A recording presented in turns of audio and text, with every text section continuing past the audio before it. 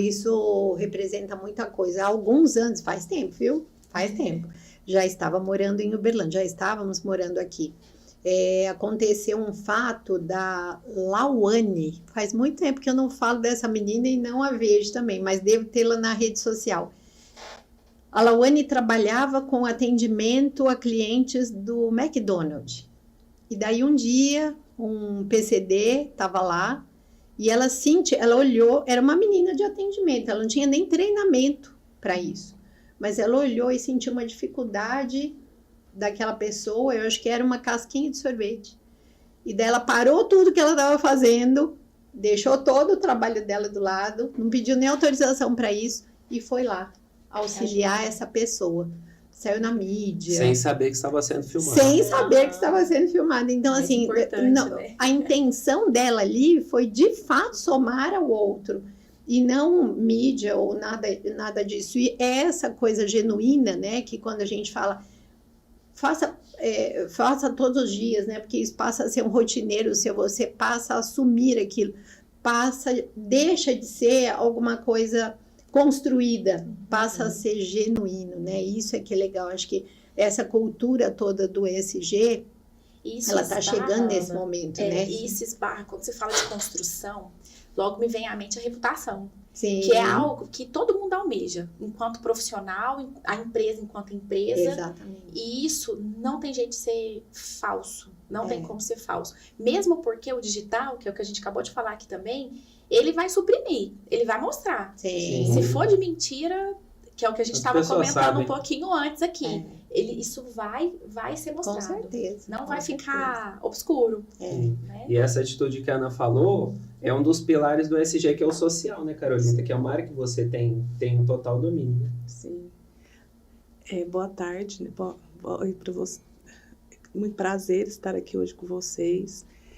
E você falando essa questão aí, me vem muito à mente, assim, qual que é o segredo da felicidade? Sim. É gerar felicidade para as outras pessoas. É verdade, Carolina. Então, isso me remete muito à questão do S, do ISG.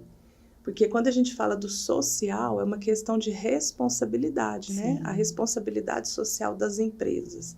Então, eu falo que a empresa ela é uma grande protagonista de disseminar esse hábito, de disseminar essa ajuda verdadeira, né?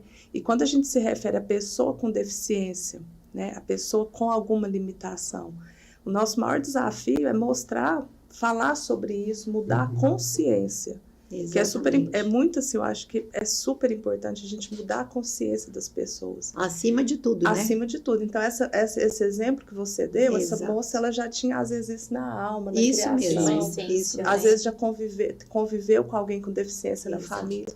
Mas, em geral, a sociedade, a gente não convive. Não tem muito hábito, né, de conviver com o diferente. Uma pessoa cega, uma pessoa com deficiência auditiva. A gente, às vezes, vê porque muitas vezes a família quer proteger e muitas dessas pessoas estão em casa. Sente vergonha, né? Então, assim, a gente precisa, esse trabalho, quando fala a responsabilidade social da empresa, de trazer o diferente para dentro, isso é fundamental, mesmo sendo a partir de uma lei, mas as coisas vão se disseminando. Sim. Então, o grande desafio do nosso trabalho, quando a gente idealizou, né, o programa Incluir Somos Todos Essenciais, foi com esse objetivo, no primeiro momento, de fazer o bem para as pessoas que são diferentes. Fazer o bem através do trabalho. Porque eu tenho uma mentalidade e a gente faz isso disseminar. Sim. A gente não faz assistencialismo. A gente faz um trabalho para a pessoa aprender uma profissão e, através da profissão, ela se sustentar e ter independência e autonomia. Sim. Então, eu acho que isso é o grande desafio, assim, e a grande pegada dessa questão, vamos falar assim, dentro da questão do ESG, do S, né? Exatamente. Do social. As empresas, a sociedade entender que a pessoa com limitação, ela tem sim capacidade. Producente, né? E cabe a nós dar essa oportunidade. Então, quando eu falo empresa protagonista, ela é um grande... ela tem muita responsabilidade, sim, com isso. Porque como ela tem essa questão da responsabilidade, mudar essa consciência, abrir as portas para a pessoa com deficiência ter essa oportunidade, isso faz uma grande diferença. Eu acho que tem a ver, né? Desculpa, Ian. e tem a ver com um tema que, inclusive, vai ser o tema central do Festinhood, né? Da segunda edição, que a gente fala de capacitismo, né? Então, muitas vezes, cada um de nós, você que está assistindo esse podcast, a gente é capacitista e não sabe. Num termo que usa. Você vê uma pessoa na rua com deficiência visual e você quer ajudar ela a atravessar a rua. Sendo que ela nem te pediu, né? Ela não te pediu. Você quer ir lá, então você né? pega no braço dela, quando na verdade o jeito certo é você dar o seu braço, ela pegar e você guiar. Então são coisas pequenas, né?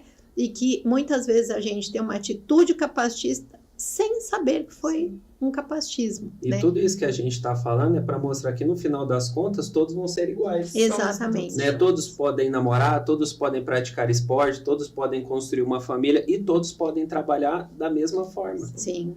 Né?